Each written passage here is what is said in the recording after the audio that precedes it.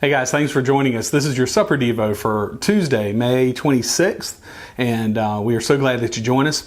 Going to be doing a lot of stuff this week according to our Core 52 book. I'm going to be following along with Mark Moore and his teaching. And the reason for that is because we're getting back into church. We're going to have online into the building.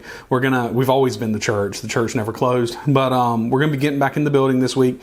And I feel like over communicating points is going to become more important as we continue to do this. The point, in fact, I stopped by McDonald's on the way here today and ordered a quarter pounder with no cheese, only ketchup. And so I said that, and she said, okay, so you want cheese and no ketchup? I said, no, ma'am. I said, I want no cheese, only ketchup. She said, okay. She brought it up on the screen. It was only cheese, no ketchup. I said it again. I'm allergic to dairy. So I said it again. So she said, okay, I got it straight, but she didn't show me on the screen.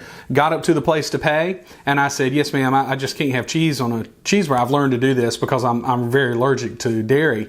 And she said, oh my gosh, you're allergic to dairy. Oh, I put on here only cheese. 4 times it took to get that straight. And I'm not making fun of her or anything else. What I'm saying is that over communicating a point is sometimes a very, very good thing, and it keeps us safe. So this week, I want to read to you a little bit from the Core 52 book, and then we'll get into it. Be very brief. Here we go.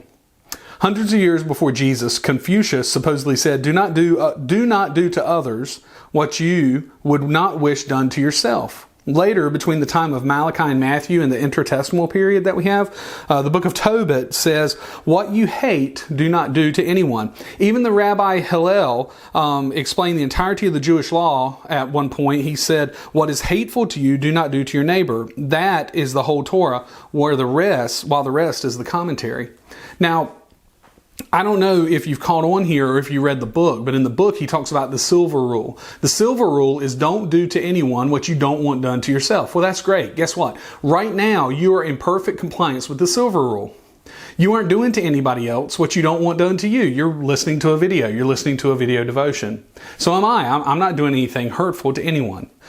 But the golden rule is different, isn't it? In Matthew chapter 7, verse 12, this is the golden rule that Jesus spoke of. Whatever you wish that others would do to you, do also to them. For this is the law and the prophets.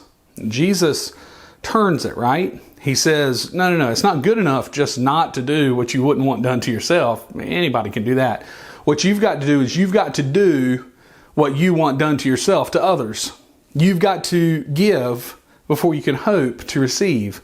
And we're going to study all week long about this idea of how the completion of God's love is found in service to community, is found in service. Now, I'm not preaching a social gospel this week, and neither is Mark Moore in the book. What we are saying, though, is that our reflection of Jesus in the world is apparent when we serve the world. Because what better describes Jesus than a suffering servant?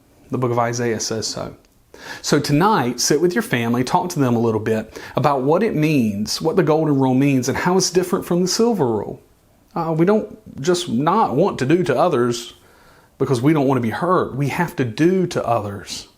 We have to do to others what we want done to ourselves, even if we're not getting it back.